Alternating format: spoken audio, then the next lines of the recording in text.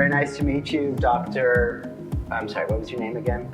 Neta Bahcall. Neta Bahcall. Very, very nice to meet you. So glad you could come to our studio today. It's wonderful to be here. I feel like I've known you my whole life. You have. Obviously, I've followed your career for a long time, but maybe a good way to start is to tell folks a little bit about what you do and how you got interested in astronomy. So I'm an astronomer, astrophysicist. I work on trying to understand the universe, how the universe began, how did all the beautiful structure that we see today, stars, galaxies, were formed and exist, and what else exists in the universe. I got into astronomy for physics. The same, you started in physics. I studied physics in my young days, and then I got into astrophysics when I moved to Caltech, when I met John, and we were married, moved to Caltech, and astronomy was very big there. So I heard all these wonderful stories about dark matter and galaxies and quasars, and I moved more towards astronomy. And that's what I've been doing ever since. You know, I don't know if I ever told you this story, but in some sense, this book project got started with that story of you going to Caltech when Dad brought you over from Israel, and you were a grad student. He was a young faculty there. But maybe 10 or so, maybe 5, 10 years ago, I got a call to join the President Obama's Council of Science Advisors. It was sort of out of the blue, and they asked me to come down to, did I tell you this story? I may not have told you the Caltech part of the story. No. So I got a call to go down to Washington, and I'd never done it. I was running a biotech company. I didn't know anything about politics or policy. Mm-hmm. But I got this call from, a physicist, an astrophysicist we both know. And I went down, and it was full of all these, famous people, Nobel laureates. It was a giant U-shaped table of like 40 mm-hmm. people, and I didn't realize it was sort of an audition for who was going to write this recommendation on the future of science to President Obama.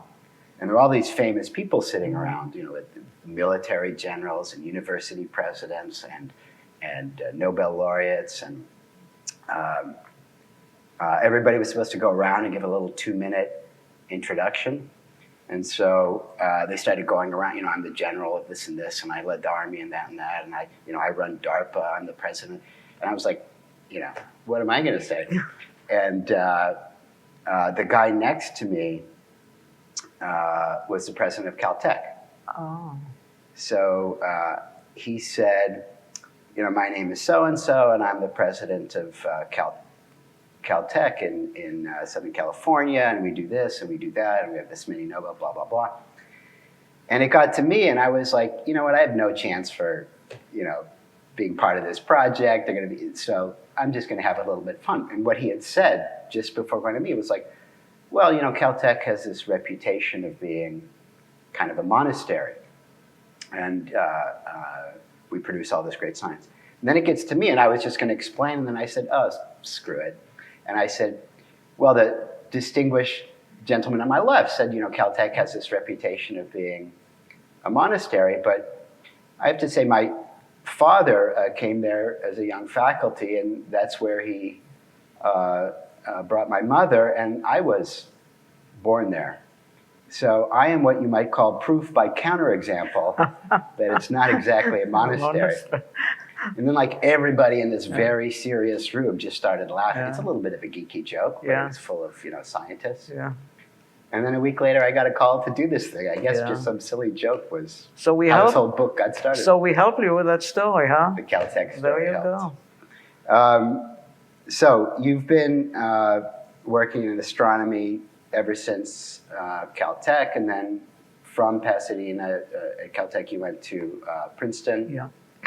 And then for a few years, you were at Baltimore. At Space Telescope Science Institute. Maybe you want to talk a little bit about Hubble?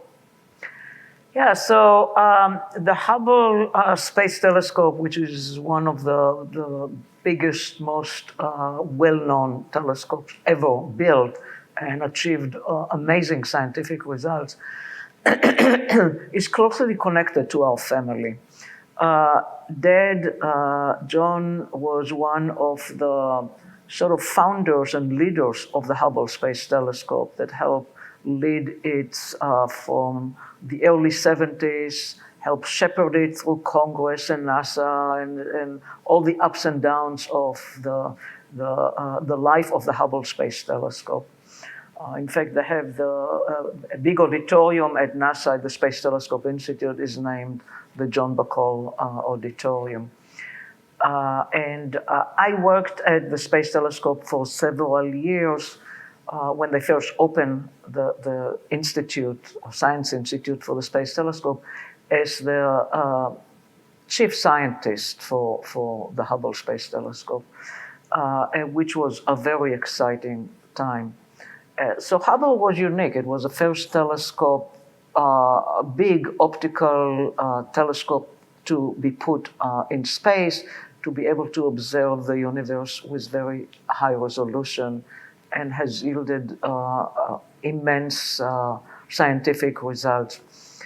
The connection to the telescope for both Dad and myself are indicated with a really fun story that when the last mission to repair the Hubble went up maybe about 10 years ago or so, the astronauts, John Grunsfeld was among them, wanted to take something personal of John, of Dad, with him to the Hubble, because he said if it was not for Dad, the Hubble would not be there. He really helped shepherd the Hubble. So he wanted to take something personal of Dad with him for the last time when he went to the Hubble telescope. So I gave him our 2 wedding rings, Dad and my wedding rings, to take up with him to the Hubble. He took the 2 wedding rings, went with it, with the wedding rings up on the shuttle. We all went to the launch, which was very exciting. So our wedding rings went, and I kept watching it online the whole time, went around the Earth 200 times, and then came back, and I'm wearing it. Are you wearing it now? I'm wearing it every day, all the time. Right, every so day. These are the wedding rings that went to the Hubble. Can I see? And came back. Yeah, You can touch them. Yeah. And I remember when I tell the story, some people ask me, well, weren't you worried if the wedding rings will be lost there and he will not bring them back? And I said, why should I worry about it? If they're lost and go in space around the Earth, what a wonderful place for the wedding rings to be. Yeah, that's a great story. Yep. So Dad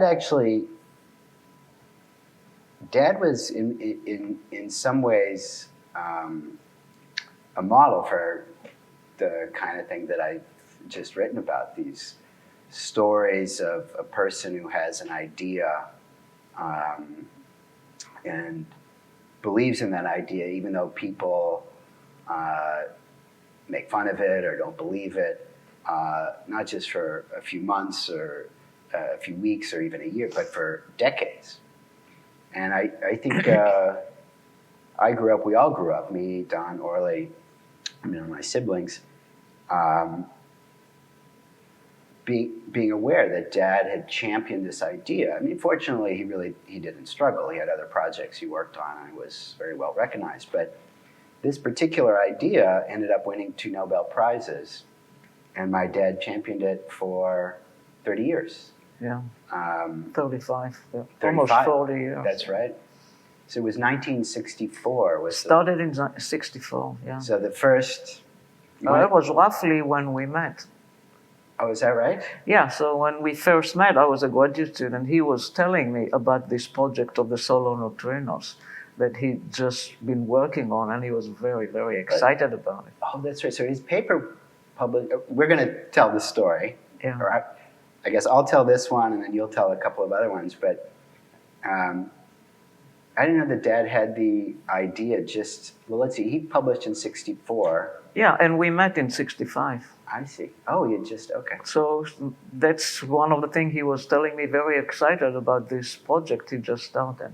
Yeah, and I remember when he was, all the stories of him being down and out in Caltech and talking to Feynman. Actually, you can tell that story, but let me just give a little bit of the background. So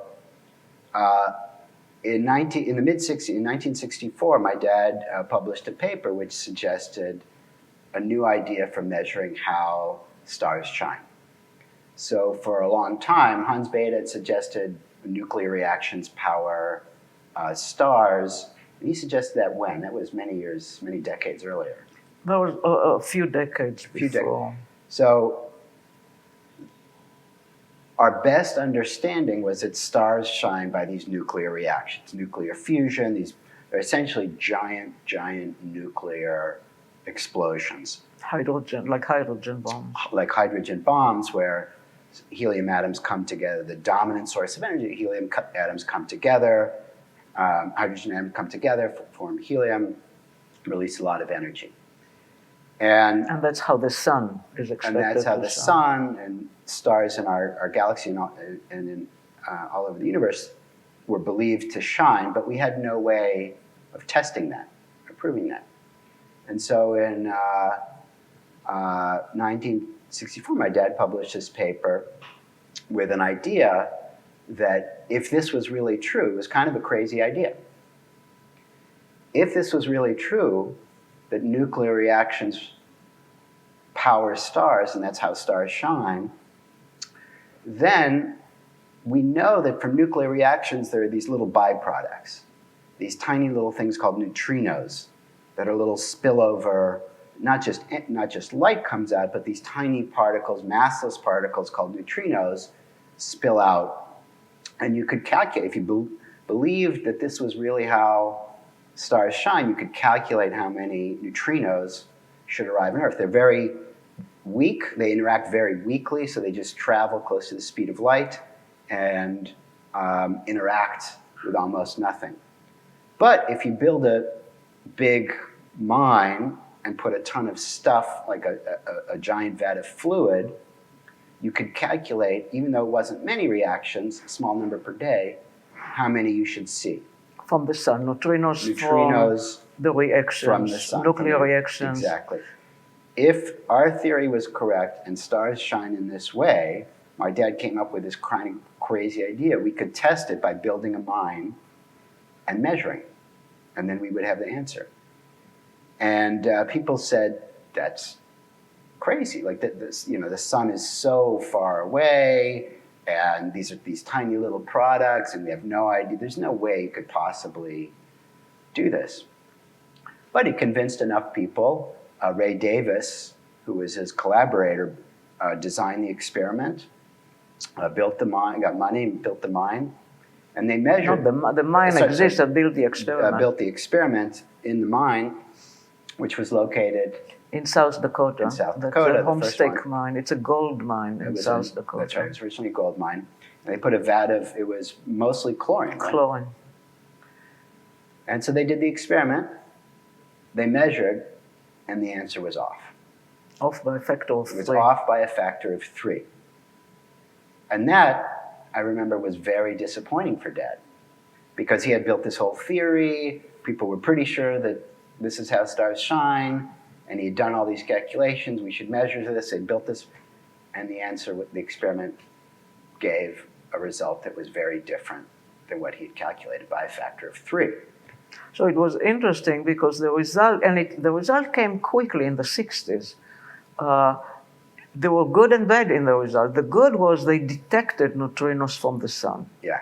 So that was a good part. So the sun did produce, the center of the sun did produce these neutrinos, but they calculated the whole model of the solar interior, the sun interior, and how many neutrinos we expect. And what they observed, or what Ray Davis observed, was a factor of 3 too few, fewer than what they'd calculated. That's right. So I remember Dad telling this story many times of, he was pretty depressed about that. and came up with this great theory, and the experimental results seemed off. And then I remember the story. He talked to Feynman. He was an assistant professor at Caltech, and Feynman was there. Yeah. I think he used to say that Dad used to tell me that when I was 2 or 3, he would take me to that cafeteria at Caltech. Right. And Yes. What was the story? Dad walked one day from the cafeteria together with Feynman back to the office. And Feynman told him, look, you seem a little distracted, you seem a little upset, what's going on? So they told him the story that I calculated how the sun shines, how many neutrinos to expect. It's a big calculation. You know, you have to know, it's very difficult because the neutrinos come from the very, very center of the sun. That's where it's very hot, and that's where the nuclear reactions happen.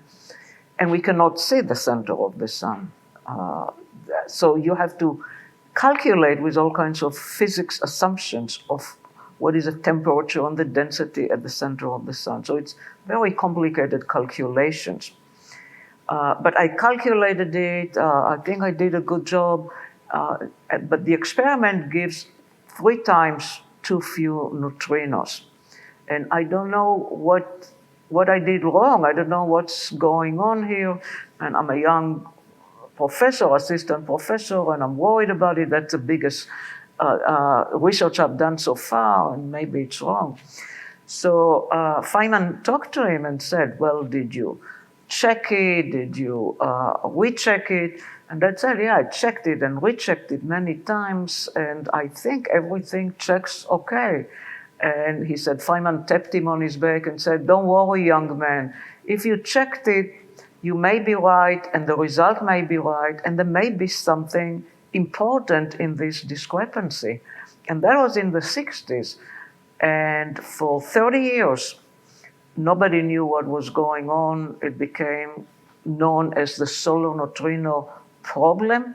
But Feynman was right. At the end, it became a big discovery, this factor of 3 difference. So the bottom line is that Dad came up with this idea in the 60s that we could measure how stars shine by detecting these massless particles on Earth in a deep underground mine.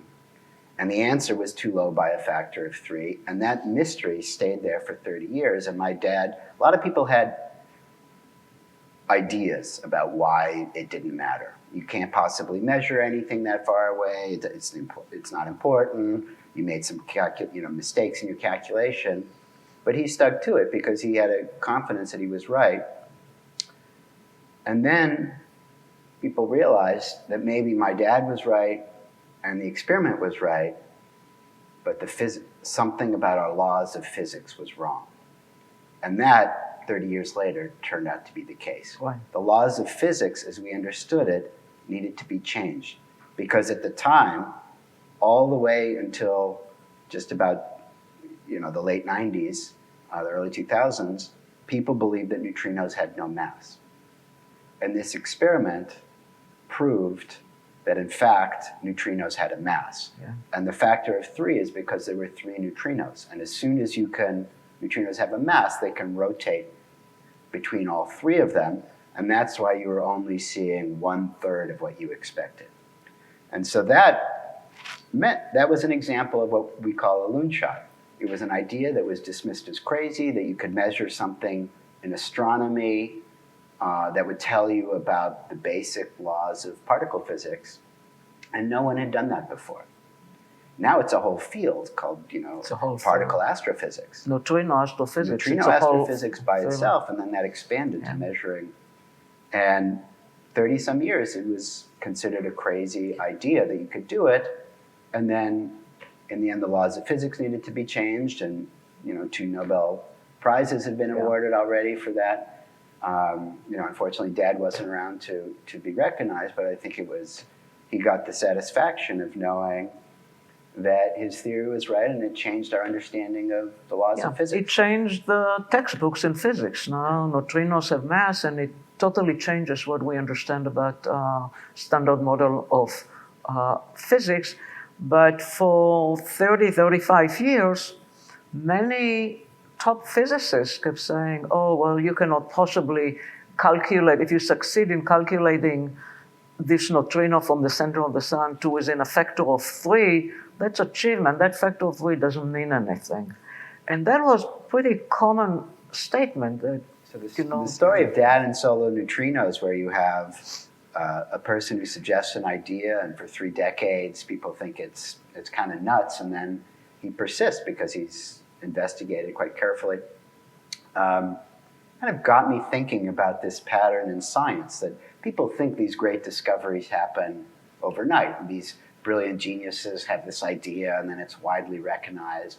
But for people who do science for a living, you know that's not really how it works. I mean, it's often the most important ideas are the ones that are dismissed and ridiculed, not for a week or a month or a year, but for many years or decades, like in the case of Dad. And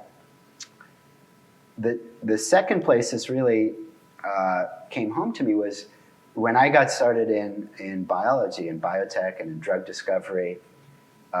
Fairly early on, I was introduced to a person named Judah Folkman, who was a scientist, who was a surgeon at Boston Children's Hospital, but transitioned from doing surgery, and he was a brilliant pediatric surgeon, into doing research. And right around the same time, in the 60s, that Dad suggested the solar neutrino, Judah suggested a crazy idea. His idea was that tumors, cancer cells, tumors secrete stuff into the tissue that causes the tissue to help build a good home, help grow that tumor. So that there's signals coming out of cancer cells that, among other things, cause new blood vessels to bring in food and nutrients and oxygens that help the tumor grow. And his idea is, we have the signaling, and let's try to treat cancer by cutting off that signal. So just like you have a home and you need new pipes when you build a new home, he said, let's just cut off the pipes, let's block it. And at the time, that was a completely crazy idea. At the time, there were only 2 ways to treat cancer. Chemotherapy, which is you just poison the tumor, you just flood the body with poisons, and hopefully you don't kill the patient, but you try to overwhelm the tumor, or you burn it with radiation. The idea that there's this mysterious signal which nobody knew, that maybe tumors use, was considered nuts. And his evidence for it was... So he spent, again, 3 decades, almost 4 decades, over and over. People would come and say, your idea does that sound familiar? It was very much like Dad's story. And when I met him, it just enormously reminded me of Dad's story. But over and over, people would say, your idea is crazy, this evidence doesn't work, this experiment doesn't make sense. And he would patiently redo the experiment, and he would patiently walk people through it. And then in 2003, which is right around the time that the new solar neutrino experiments validated Dad's original calculations, a very large clinical trial in colon cancer for a drug that kind of came out of his ideas worked. It gave the best improvement in survival for patients with colon cancer that had ever been seen. And it was an enormous vindication. And I just kept thinking about the parallels between what Judah had done. It was almost the same length of time. It was close to 4 decades. It was almost the same kind of, I mean, he was called a clown. He was called, he was asked to resign from his surgery, his chief of surgery position at the hospital because his work was supposed to be of so little value. People said, you're just working on dirt. People were warned to not go to his lab, like young postdocs. They said, like, you don't want to work with that guy. Luckily, that never happened to Dan. No, fortunately, that never happened to Dad. But he really persisted. Actually, his wife was a big factor. He kept calling it spousal activation factor, SAF, because he would come home and his wife would say, listen, kind of like Feynman did for Dad. His wife would tell him, like, Paula, you're on the right track, and lives depend on you persisting because you've done the experiments, they clearly work, You're on something very promising. It doesn't matter what people say, even if it takes you 5 years, 10 years, 20 years. Yeah. And he was an amazing guy, and he persisted. And because of that, we have dozens of drugs, millions of patients taking. It turned out that his idea not only worked for cancer, but in the eye, because it helps block new blood vessel growth. And a lot of, a fair amount of blindness is caused by abnormal blood vessel growth in the eye. So when you put the drugs that came out of his idea into the eye, you can reverse blindness. You can reverse a certain kind of blindness. So millions of people have benefited from his ideas, and it didn't happen overnight. Now he's recognized as this, rock star scientist, but for 30 or 40 years. It's amazing. Anyway, in some ways it was a parallel between these two stories, between Dad's story and Judah's story, that helped me get a sense of people don't really appreciate that the truly important ideas are the ones that are dismissed or ridiculed, sometimes for decades. So in many ways, that kind of got me started on this project. And just to, it's not just these two stories. I mean, in astronomy, there are many examples. Do you want a very interesting one? I think a lot of people know about dark matter, that our universe is filled with dark matter. Maybe you want to tell, and you work on this, so maybe you want to say I work on dark matter, and that's another fascinating story. It's also about 40 years, so I don't know if there was a magic number of 40 years. The magic number 40 years for breakthrough ideas. for breakthroughs like that. But the original suggestion that there is dark matter in the universe, and a lot of it, was suggested by a famous astronomer called Zwicky. Who's now famous. He wasn't famous at the time. He was famous even then. He was very famous then. Yes, he was very eccentric. He was at Caltech. In fact, I still met him in the 60s when I was a graduate student then, and he was already a very old man there, and we talked a bit, and he told me about the dark matter, so I vividly remember that. Actually, I didn't even know that story. That's Yes, so I met him when I was a student. He was already retired by then. So this famous astronomer, Fred Zwicky, who was at Caltech, he was a Swiss astronomer, but moved to the United States. In the 1930s, he discovered or claimed that there must be a lot of dark matter in the universe based on some observations that he did where he measured velocities, motions of galaxies in big clusters, and said they have very large motions. They're moving very fast, and they cannot be contained unless you have a lot of dark matter to hold them together. He was absolutely right. So he suggested, and he even called it the missing matter problem in the universe. Oh, he already called it? He called it the missing... That was what day? In the 1930s, 36 or so. And he was absolutely right. And that was in the 30s. 40 years until the 70s, people, astronomers, top astronomers, sort of fought that idea, didn't believe in it, similar to Judah Folkman, similar to John and the solar neutrinos. Didn't believe in it. It actually, they said, well, you cannot tell much from them. They had some scientific arguments why it was not necessarily fully reliable or believable. But he was absolutely right. But it took 40 years where people just did not pay much attention to it other than complain about it, until some new measurements in the 70s showed something very similar. Was he still alive then? No. He was not alive then. But he knew he was right, and he was beautifully confirmed with the total amount of dark matter that he measured, and so on. So in the 70s, various astronomers, including Vera Rubin, who was a close colleague of mine, showed from different observations on individual galaxies very large motions that cannot be explained just by normal gravity if there was not extra matter, extra gravity. And by the 70s and 80s, the dark matter became pretty clear signal that we need a lot of dark matter. But Zwicky was the one who suggested it 40 years before, Interesting. showed it, wrote about it, coined the term missing matter or dark matter. You know, it's too bad that he But it didn't, people did not buy it.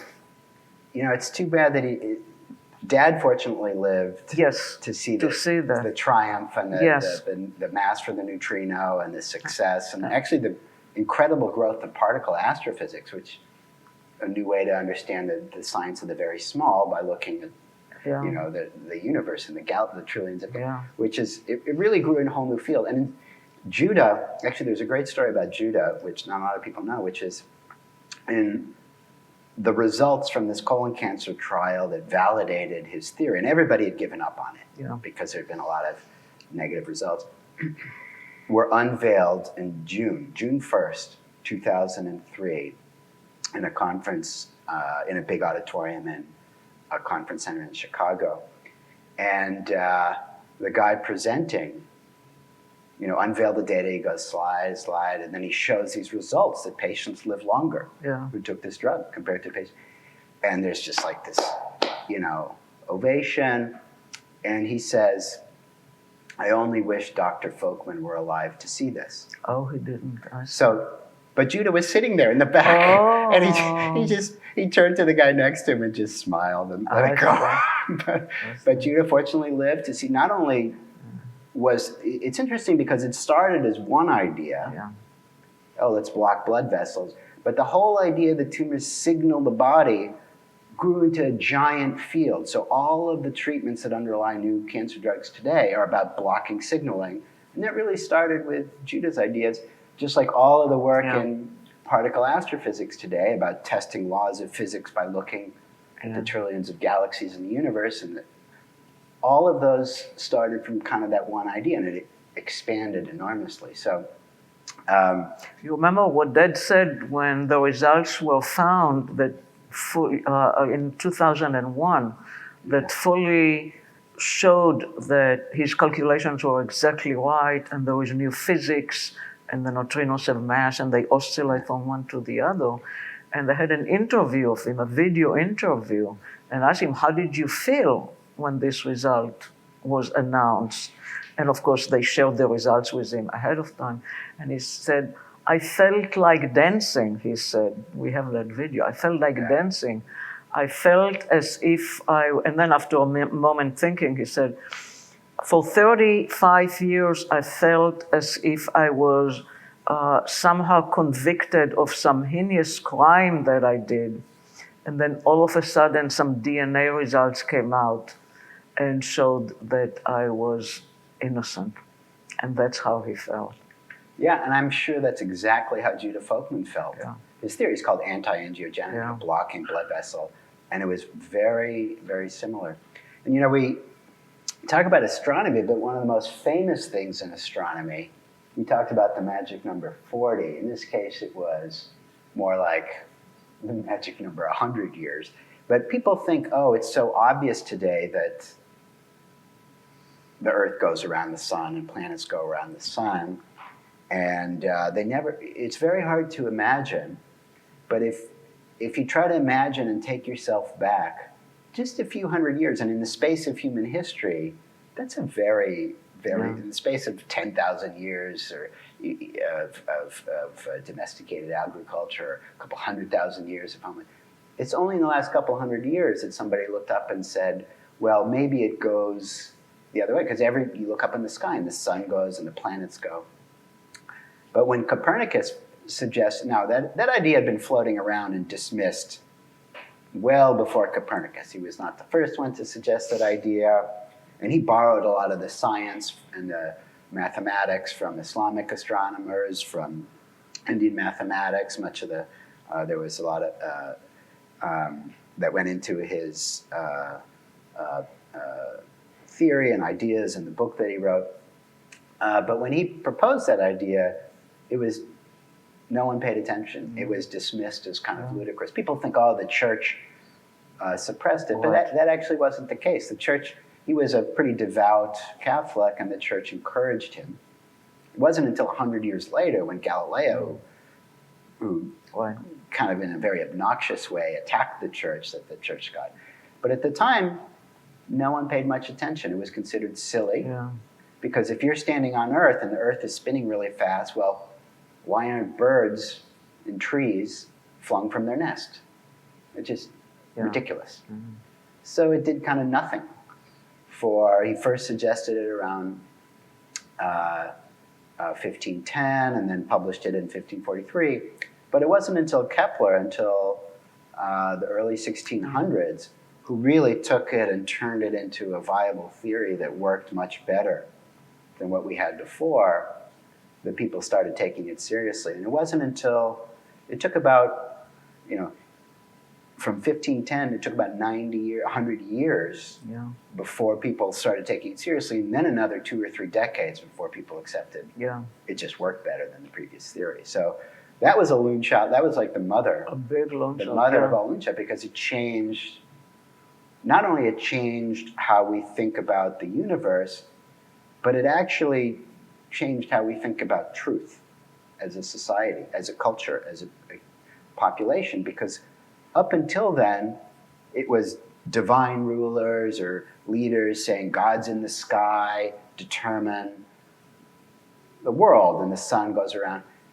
And Kepler, and building on Copernicus's ideas, and Galileo and Newton, and a number of other people showed we don't have to listen to these divine rulers. We can measure for ourselves, and we can identify truth. And that democratized, in many ways, that democratized the idea of truth. And that launched a revolution, the scientific revolution, which launched kind of our modernization for the last few hundred years as a society. And it also changed our understanding of our positions in the universe, because it showed for the first time that we on planet Earth are not the center of anything. We are just one planet going around the sun, and then later the sun is just one of billions of stars going in the galaxy. So we are not at the center of anything in the universe. That's now called the Copernican revolution, or the Copernican idea, that we are not at the center of anything, not at the center of our solar system, not in the center of our galaxy, and in cosmology, not in the center of the universe either. So we hear about 4 decades for Dad's idea. It changed the laws of physics. We had 4 decades for Judah Folkman's idea, which changed the treatment of cancers. It was a little more than 4 decades. It was more like 10 or 11 decades for Copernicus's idea. But science moved slow. Maybe there was a correction factor from 100, 200 years to 40, because science discoveries moved much slower then. I think people also talked slower. Maybe they talked slow. Now, they also write slower because they didn't have the internet and stuff. But science is moving much faster now than it did a few hundred years ago. So that's kind of the theme, is that a lot of people think these great ideas that, we're talking about big ideas in astronomy, but in the business world, or for even the rise of the transistor, people think, the transistor, boom, electronic age. Right. No, when people first discovered that you could make a switch electronically through semiconductors, they had no idea what to do with it. Yeah. It took 5 years. Now you think radios, a computer. That wasn't even, it took 5 years for them to figure out what to do with it. And the first use was in hearing aids. So these ideas you think of as instantaneous, but they, at the time, they take decades, and they arrive full of all these complications and problems and doubts which are there. Copernicus' idea full of doubts. Judah Folkman's ideas had all these kind of flaws. The early calculations that Dad made had all sorts of valid questions. It took years, and then it changed the world. Yeah. So that's kind of the theme, is that these ideas that change the world, whether it's science or business or history, take decades. They arrive full of flaws. That's why they're so easy to dismiss. Yeah. And so then the interesting question is, what can we all do now? Yeah. To encourage more of it. Yeah. Now that we understand that this is how the biggest ideas transform science, business, and history, if we're at in the business world, if we're at a company and we want to transform our industry, what do we do better to nurture these ideas? If we're in the world of science or science policy, we're a country and we want to nurture the innovations, as the U.S. has done very successfully. We did figure out, in fact, in the course of the Second World War, a system for nurturing innovations. And that has helped the U.S. lead the world in science and technology and in the economy since the Second World War, in an 80-year period. And much of that's the national research infrastructure. So that's kind of what we're talking about today. Is not only is it's that the big ideas that change the world they arrive covered with flaws. And they're very difficult. And they take not a week or a month, but they take decades. And so then the interesting question is, what can we all do to encourage that kind of, those loonshots? And not to dismiss them. The story of Dad really got me started thinking for a long time about the difference, the way a lot of people think of how science is done and the way science is really done. And the story of Judah Folkman really drove it home for me. And not only the discrepancy between how people think science is done or think how breakthroughs happen, and then I saw this in the business world as well, with many, even the rise of Google or the rise of Facebook. People don't realize that at the time, those were considered stupid ideas. People thought social networks made no money because there'd been 10 or 15 social networks that had failed before Facebook. People thought there was no money. They were certain there was no money to be made in search, so people passed on Google. And so there was this pattern that both in science and in business and in history, there were these ideas that people dismissed. They were considered crazy. And it's not about the market was this or the market. People dismissed them just because they thought there was no way it could possibly work. So that kind of got me started on this project. So one question on my little list here is, I grew up with two scientists as parents. I pretty much spent my life at a university. I was college, grad school, postdoc. And then I changed into the business world and eventually started this company I really wanted to apply science in a way that could help people who were suffering and connect ideas from the lab to something that would really could help a large number of people.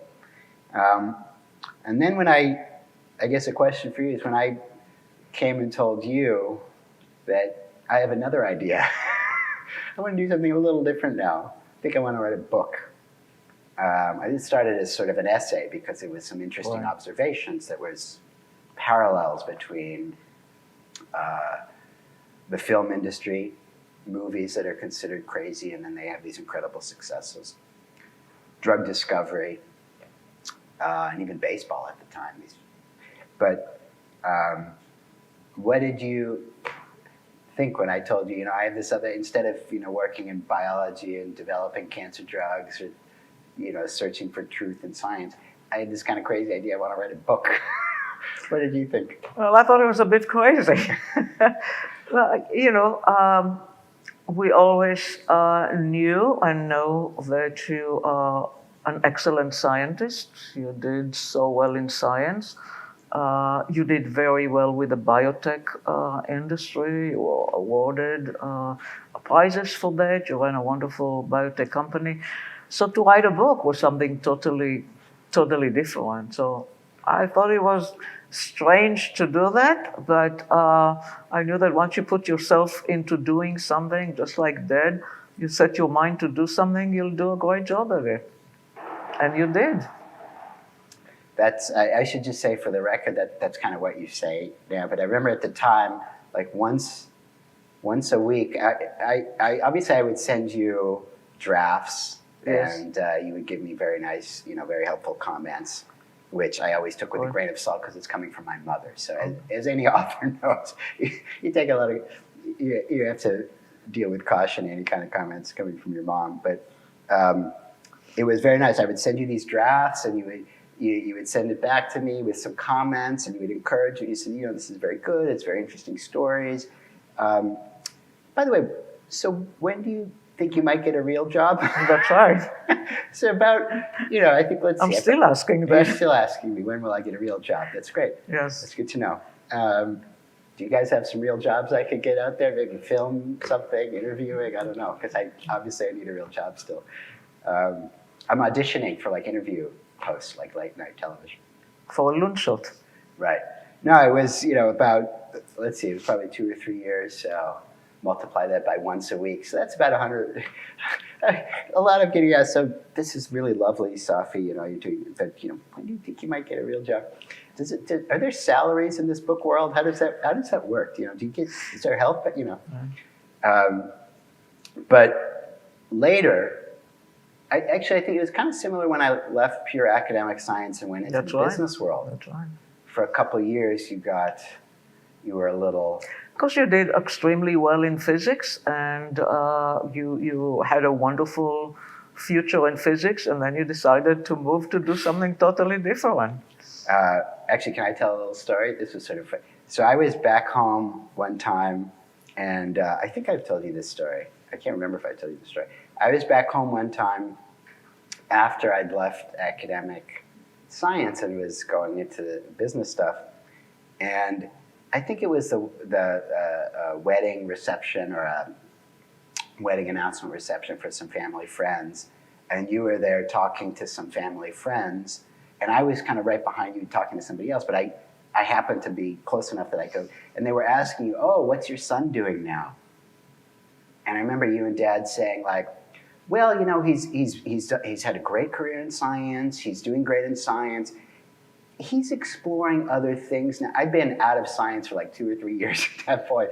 We think it's kind of a phase, and he'll come back to science. So it's a little bit like, a child announces he has a different gender or a gender identity or something. It's we think it's just a phase, and maybe he'll come back. Well, it's because you loved physics all your life. So, Do you still think it's just a phase? I don't know. Well, I still think that you really like physics and science. I think it's in you. It doesn't mean that one can don't do other things, like write Loonshots or run a biotech company, but the science is very deep in you. Yeah, it's funny. I would tell my wife every now and then, it would be super funny. I said I would talk to my mom, and then, she would recount the government. She said, how's it going? My wife would sort of make fun of, how's it going? Da da da da. And then after, she'll come and be like, oh, that's very nice about your book. Maybe you could use that to get a position at a university. Maybe you could be president of a university. So the book itself was kind of a Loonshot. Because, in fact, I remember going to, I think I told you when I went to, we went to publishers in the beginning, and they're like, wait, a book about physics and business, a book about physics and business could never work. That never works. Those don't do well. But I remember thinking, what books about, I don't remember ever seeing a book about actually applying some ideas in science to, but yeah, for quite a long time, people thought there's no way this could possibly work. And then about 2 or 3 years in, they're like, wait a minute. Actually, they even told me the title. Oh, the title. I remember they told you the title they didn't like. The stupidest title. I remember a guy gave me a long lecture. He said, Loonshots, nobody knows what that is. It was a book industry person. He said, you don't understand the book industry. You have these salespeople, and they have to talk to the bookstores. And when they say Loonshots, the guy on the other end of the phone is going to say, did you say moonshots? And he said, no, I said Loonshots with an L. What is that, moonshots again? No, it's Loonshots. He said, that kills the conversation. You want to sales, because blah, blah, blah. And now they're all like, wow, that's a great title. It is a good title, yeah. It was in and of itself one of these crazy ideas that people said, there's just no way. Yeah. And you just have to. Well, but that's part of the underlying story of Loonshots, right? Yeah. That ideas that are not accepted takes a while to get accepted, and then they succeed. So now if you're back home in Princeton and there's another reception and somebody's asking you, so what's Safi doing today? What do you say? Does he say, well, he had a great career in academia. He may actually come back. Well, he's in a phase of Oh, great. Loonshots now. I'm in a book writing phase. Yes. Okay. Good. Has this, any of the ideas, you know, the science of it, change how you think about? Yeah, I think, you know, when I read chapter by chapter of your books, and I told you that every time I read it, that I found it to be, that I had to read it sort of carefully and really think about each one, because there are so many deep ideas in the examples that you bring and how you see the innovation, whether it's in science or in industry or in companies. It's something that I've never thought about. I mean, I know the examples of Fogman and Dead and so on, but the way that you talk about innovation and the Loonshot types in innovation, I never thought about it in that way. So I really had to think deeply. It just really changed the way I think about innovations and new ideas and how to succeed, how to persist, what sometimes may make something succeed, sometimes it will not succeed, but sometimes it becomes a huge success, innovation, a big discovery. So it was a lot of deep thinking that went in there that I never thought about before. I'm not sure that's a good thing for a book, deep thinking. You know what? I have an important message for our viewers here today. Don't buy the book. You could probably just, you know, because it's deep thinking and that could be kind of hard work on your brain. I'm sure there'll be stuff on it. There'll probably be a Wikipedia page. There'll probably be people like posting stuff. You could just kind of just Google it and get the basic, because books are heavy. Don't buy the book. That's kind of the main message of this show, because it's heavy and deep thinking, and nobody who wants to do that when you can just Google something very quickly. And well, you don't get all the fun by Googling it. you know, actually, speaking of, you know, I remember, because we've been talking about kind of astronomy and science, but one of the things that you found most interesting was Steve Jobs. So, you know, people, and I think I've heard that from a lot of people who, you know, they're very big biographies of him, and people are a little tired of reading that. But a lot of people view him like they view Dad or Judah Folkman or even Copernicus in hindsight as all these great. But for so many years he had failed, but not for a year or 2 years, but for decades. That's right. He wasn't the hero. He was kind of the butt of jokes because, you know, he almost put Apple out of business because all the stuff that the crazy stuff he did the first time he was at Apple was kind of a disaster.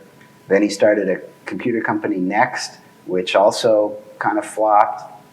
And then he bought this other company called, you know, they had this big computer called the Pixar Image Computer, and he bought it because he thought it would be another bigger, faster computer. And then that computer flopped. And so by the end of it was, you know, he'd been 10 years and he was actually getting low on money because he'd spent so much money on all this stuff. And so people didn't realize that it was a little bit like the story. It wasn't 40 years because things move a little faster in the tech industry than in science or in drug discovery. But it was a good 10 years that he was at the bottom, not at the top. Yeah. But it's very different when you look in hindsight than when you're actually there. Yeah. And he was, you know, depressed just like Judah. It was very difficult for him for many of those years. And just like for Dad, it was difficult for many years. Yeah.